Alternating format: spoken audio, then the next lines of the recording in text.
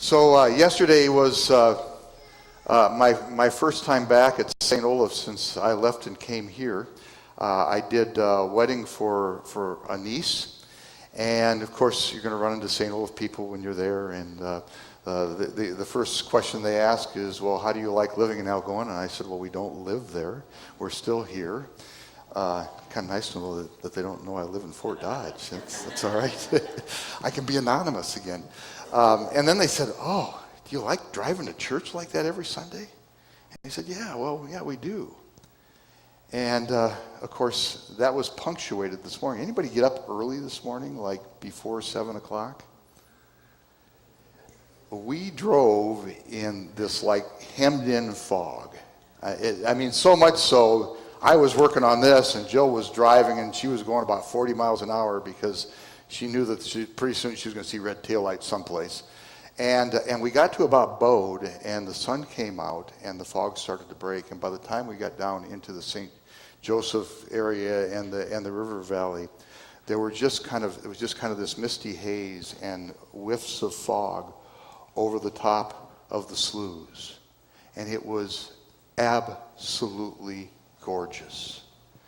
And if you missed it, too bad.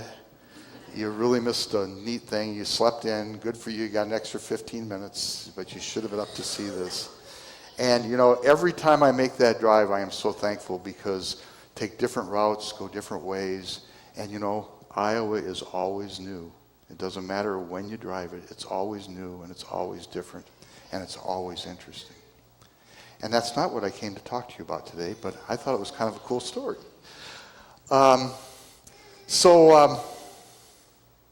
Would have been 1987, and I was in my first parish, little 2-point parish in rural South Dakota, Lake Preston, and we were coming into a vote on ending the American Lutheran Church and joining with 2 other Lutheran church bodies to become what is now called the ELCA.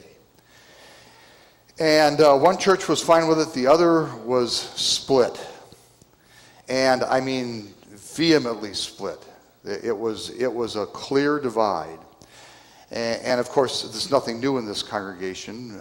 Back at the turn of the 20th century, the congregation split into 2 congregations because they couldn't agree upon some point of Christian doctrine.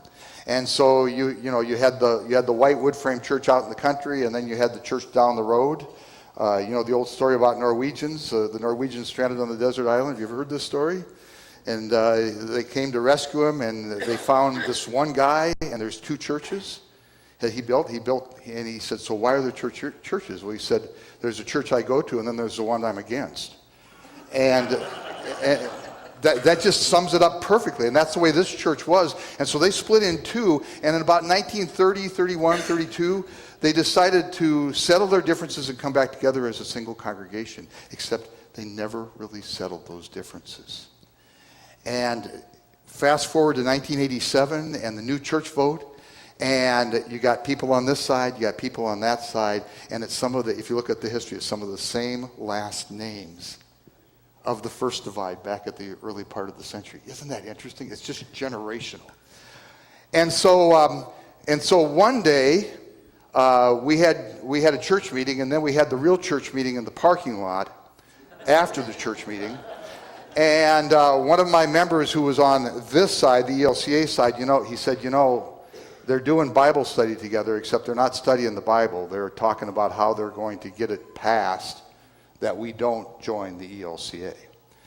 And I said, so where is this Bible study? And they told me it's at Earl's place. And of course, they were sneaky about it. They didn't tell the pastor, and they should have. So I thought, well, I can out-sneaky them. I'll just make a visit to their Bible study. And I showed up, and you can't imagine how surprised they were to see me. And then after that, they started inviting me to the Bible study. But it became clear after the second time I declined their invitations that what they were doing was they were looking at the church calendar and planning their Bible study when they knew I'd be busy and couldn't be there. So, and this is about a third of the congregation. About 20 families. And so it comes time for the vote, and they're working one side of the street. I'm, along with some others, working the other side of the street. And they're thinking, well, nobody's going to show up at this meeting. It's just going to be the 20 faithful, the 20 largest givers. They're going to be there. They're going to get this thing through, and they're not going to join the ELCA. And as I found out later on, their plan was at that same meeting, then after they voted down the ELCA, they were going to vote and ask for my resignation. And this is serious stuff. I didn't know that at the time. And of course, he's the headmaster in all of this. And Earl and I were friendly on the outside, kind of smile at each other, but we both know what we're doing. And they show up at the meeting that night, and there's not 20 people there, and there's not 40 people there. There's 120 people there. And you should have seen the 20 long faces. Oh my. And you know what? Basically what I did was, they were being sneaky, and I out-sneakied them. Right? And of course, they're part of the ELCA, and we go on with life as it is. And then one day, I get a phone call. Those 20 people are leaving the church. And my heart sunk. Because, believe it or not, because they were the 20's biggest givers, and I was worried about how we'd make it. And I was worried if I'd have a job and all that sort of thing. So I went to each of the families, and they were so angry. They felt like they had been betrayed. They felt like they could not stay in this church. Earl's son was the director of home missions to the church that they wanted to go to, so they just decided to start their own congregation on the desert island, the second congregation. And I was there for a couple more years.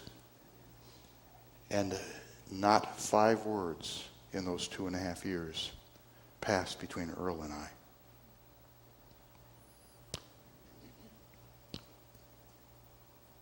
So, how many of you here have siblings? Raise your hand. Okay.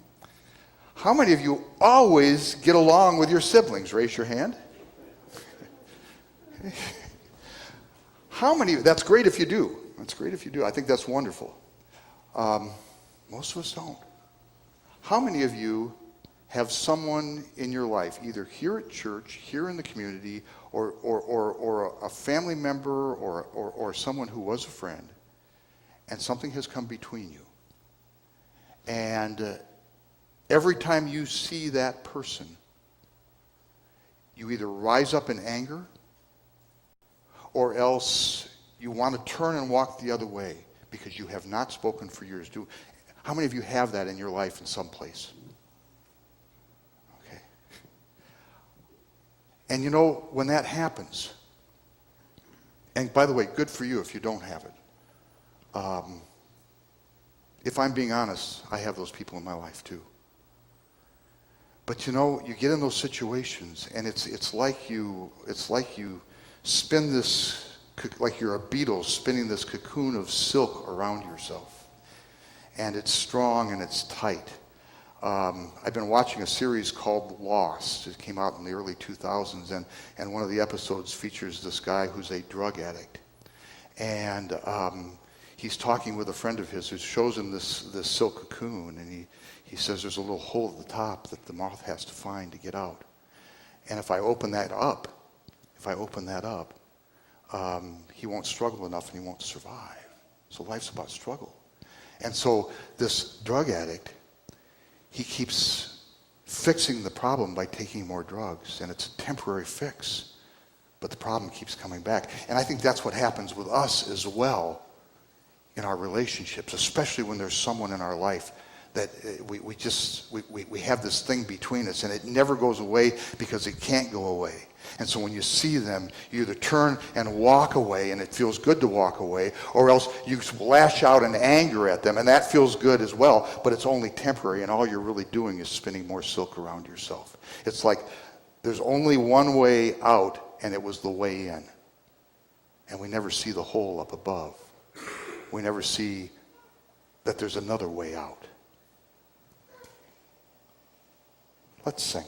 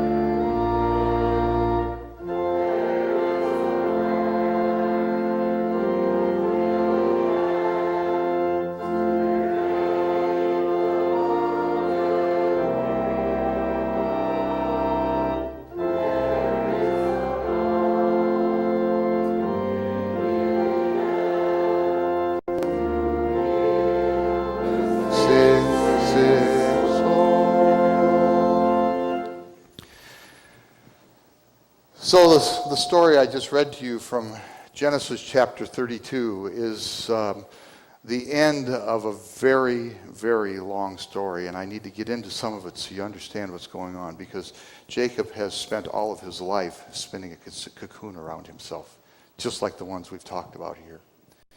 And it started before Jacob was born. Jacob is one of two in his mother's womb. He has a twin brother, and they have been wrestling with each other inside their mother, because one of them has to be born first. And in this culture, being the firstborn is everything. All of the family's wealth goes to the firstborn, and everyone else, it's slim pickings. And so they are wrestling in the womb, and the first one to be born is covered with red hair, and so his mom and dad named him Esau, which means red hairy guy. And then they also noticed that as he's being born, red hairy guy, or red if you want to call him that, the other one is holding on to his brother's heel. And so Jacob comes out next, and his name, he's called Jacob, which means, anybody know? Heel. And by the way, also, I've learned in the Hebrew, there's a Hebrew word that sounds like Jacob. That means deceiver, supplanter, someone who takes what they don't have for themselves and they do it by dishonest means. And it sounds like the word Jacob. Heel boy, we'll call him that. And this is the beginning of a long and beautiful friendship between Jacob and Esau. Esau is big and strong and covered with red hair, and he's a huntsman, and he's not very bright. And Jacob is Leisure Suit Larry, okay? He is, and I apologize if you're an aluminum siding salesman, he is an aluminum siding salesman. He swindles, and he cheats, and he will tell you anything to get what he wants. And what he wants most of all is the inheritance. Is there any aluminum siding salesmen in here? Oh, good. I almost didn't say it. Okay, and he swindles and cheats to get whatever he wants, and what he wants most of all is the fabulous wealth of his father, Isaac, and it's supposed to go to Esau, okay? And Esau is not hard to dupe. It's not difficult to do that. So here comes time. Isaac, the father, is an old man, and he has lost his eyesight. And it comes time, about getting close to death, and it comes time for Esau to receive the blessing. So he goes out, he's out on a hunt, and he's going to go kill something. He's going to bring it back. He's going to prepare a meal, and then they're going to do the transaction for the inheritance over this meal, he and his father Isaac. And while they're gone, some of you know the story, I think, Rebecca, the mom of these two, likes the younger one better than she likes the older one. And so she says, quick, let's get this fixed. I'm going to prepare the meal. You go get some of Esau's clothes. We're going to put a skin over your arms, because remember, red hairy guy, right? And Jacob's arms are smooth. And we're going to fool your father. And Jacob at first isn't sure about this, but then goes with it. He walks in. His dad says, you know, you smell like Esau, but you don't sound like Esau. Well, this is who I am. And he prepares the meal, and then the father transfers all the inheritance to Jacob, to the deceiver. In comes Esau with his meal, ready to receive his blessing. And his father says, well, who did I give the inheritance to? Well, Esau knows. And as he's walking out, he is filled with anger. And he says, when my father passes away, I'm going to kill him. I mean, he has stolen Esau's life. I'm going to kill him. Rebecca, the mom, gets wind of this and says, Jacob, you got to get out of town. He's serious about this. He will take you apart. And so Rebekah says, it's okay. You've got your uncle Laban, go to him. And you can live with him till Esau cools off. And so Jacob leaves. He has to literally run for his life. He goes to Laban, who is his uncle and will soon become his father-in-law. You thought daytime TV was good? Folks, it doesn't hold a candle to this stuff. These people are so seriously messed up. So it's his uncle, becomes the father-in-law, and the two of them, Laban and Jacob, spent 20 years trying to swindle each other. Until finally, Jacob is no longer welcome with Laban, and he has to again run for his life. And God gives Jacob direction, go back to your home, and I will make good for you. So Jacob, I don't know, hat in hand? Not yet, he's not there yet. But he goes back on God's word. He's at least faithful to that. He believes that even though he's got a messed up life, his God's going to see him through somehow. And he's on his way, and he gets a message. A messenger comes to him, and the message says, your brother Esau is on his way, coming out to meet you with an army of 400 men. Oh my. And so Jacob's still spinning his cocoon, because there's only one way out, and that's the way in. And so he starts sending gifts. He starts trying to swindle his brother again. He says, I can just smooth this over. He sends gifts, all these camels, all these donkeys, all these goats, part of the wealth. He says, here it is, Esau, take it, it's all yours. He sends the family ahead of him, the women and children before him first. And nothing is changing.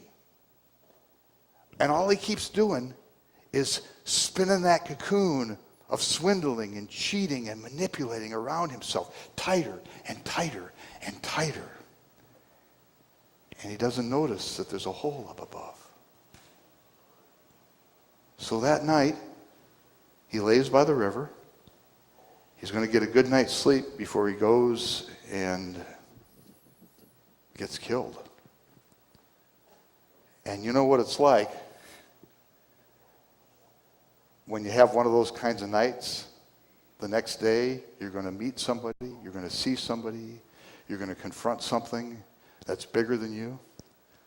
You start wrestling. Except with Jacob, he's not just wrestling with himself. He finds that he's in a wrestling match with God. And they wrestle all night long. He doesn't get a wink of sleep. So much so that God puts his hip out of joint. And then at the end of the night, Jacob says, please, give me a blessing. And God says, what's your name? My name's Jacob. Okay, but what he's really saying, I'm a heel. I'm a cheat. I'm a swindler. He makes confession to God. And he brings all of that to God. All of his checkered past, all of this silk that he has twined around himself for all these years, for his entire life, he lays it in front of God and says, I'm a heel. God says, you now have a new name. Your name will no longer be heel boy. You will be Israel. Because you have wrestled with God. You have brought all of this to God. You have laid it at his feet. And now you will walk away clean. That's what Israel means. It doesn't mean great nation like you might think. It means people who wrestle with God. And that's what you are, and that's what I am. We bring this stuff to the altar, to the foot of the cross. All of these things that we bear. And we wrestle with God. And out of it, Jacob comes clean. Now, I know it's not recorded in the Bible, but I'm going to guess that there were two people wrestling that night. The other one is a red hairy guy, because he's on the other side of the river and he knows he's going to meet his brother. And he has really, literally been wrestling for 20 years, because that's how long Jacob's been gone. 20 years with two things in his life. Number one, his hatred for his brother who stole his life. And if you live with something that long, it has a way of tainting your soul. But he's also got something else in his life. Because just before Jacob left, and just when Esau discovered that the inheritance was gone and transferred to his brother, he went to his father and said, "Don't you have something for me? Some kind of at least a blessing?" And Isaac, who's the head of this messed up family, which means that he's pretty messed up too. I could spend a whole sermon talking about that. He's also been around the block, and he's gotten a little older, as he's gotten a little wiser as he's gotten a little older, and he said, "You know what, I do have a blessing for you, Esau." He said, "Make no mistake about it, your life's going to be hard. The inheritance is gone, and your wealth is gone. And what's more is the person that you hate has taken it." He says, "But hear this. When you let it go, then you will shake Jacob from your life. When you give it up, when you forgive him, you will shake Jacob from your life." And I'm guessing that for all those years, Esau has been spinning a cocoon, but also hearing in his head his father's voice saying, "Look up. There's a bit of light. There's a hole at the top of the cocoon. And it's not going to be easy. It's going to be a struggle forgiving him. But through that struggle, you will emerge into a new and different world and a new and different life." So they both wake up that morning. Jacob crosses the Jabbok River, and he goes to meet his brother. And he throws himself at his brother's feet and says, "Forgive me." And he's expecting Esau with one blow to take him out. And Esau picks him up and embraces him and calls him brother and takes him in as his own. Now, it doesn't last very long for Jacob, because in the next few verses, he lies to his brother again and leaves him. But you know, nobody talks about Esau. He's the hero of the story. Because no matter what Jacob does, if he swindles him again, Esau has shaken the mantle that has been on his world for the last 20 years. He has forgiven his brother, and he's free. Let's sing.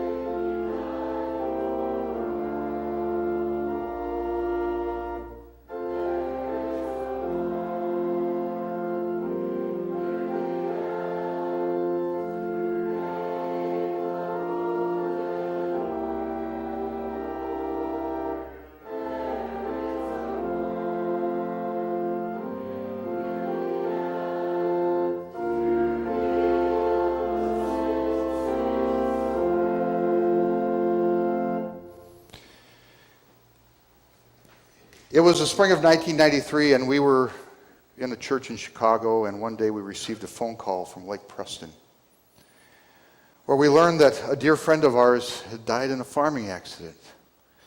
And so we, in the space of about 5 hours, got in the car and drove straight to Lake Preston. And got there for the visitation, got there for the funeral. The funeral was absolutely huge. In fact, they couldn't even have it out at the little country church. It was so big. The processional extended for 7 miles from the church in town out to the cemetery and the white church out in the country. And I saw Earl across the way at the funeral, but it was a big crowd. And so we got in the car, drove out, we buried my friend. And I came in to the church through the side door, set of steps that go down from the sanctuary, a little platform, set of steps, room for about 1 or 2 people, set of steps that go down to the fellowship hall where they were going to have the meal. And I opened the door, and there's Earl.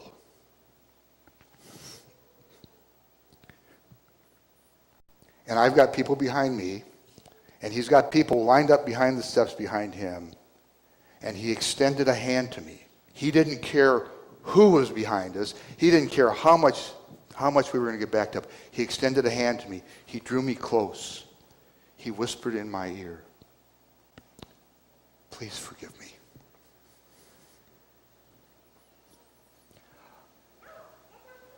And we embraced. Imagine this, 90-year-old Norwegian farmer embracing his pastor. We embraced, and I was his pastor again.